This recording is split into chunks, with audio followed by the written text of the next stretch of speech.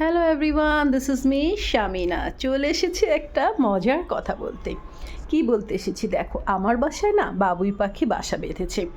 বাবুই পাখির বাসাটা আমার খুব ভালো লাগে, তো তোমাদের সাথে শেয়ার করবো বলে ভাবলাম একটু দেখাই। গতকালকে যে কোনো একটা কারণে গিয়েছিলাম রাজধানী মার্কেট, মানে সালাউদ্দিন হসপিটালের ওখানে, দয়াগঞ্জ।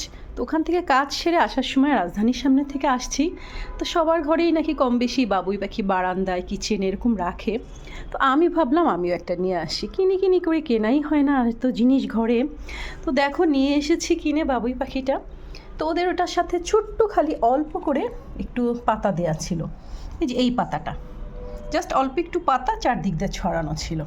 তো আমার কাছে তো এই পাতাগুলো আগেই ছিল, আমি অনেক আগেই কেনা এগুলো। তো সেটা আমি ভাবলাম যে একটু জড়িয়ে দিই, আর ছোটো ছোটো টুকরাও ছিল কতগুলো।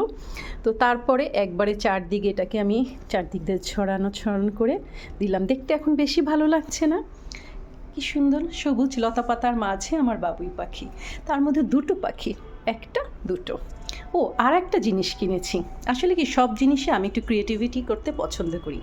একটা জিনিস কিনে এনে বাস ঝুলায় রাখলাম, লাগায় দিলাম, তা না। আমার হলো সবসময় সেখানে নিজস্ব একটা হাতের ছোঁয়া থাকতে হয়।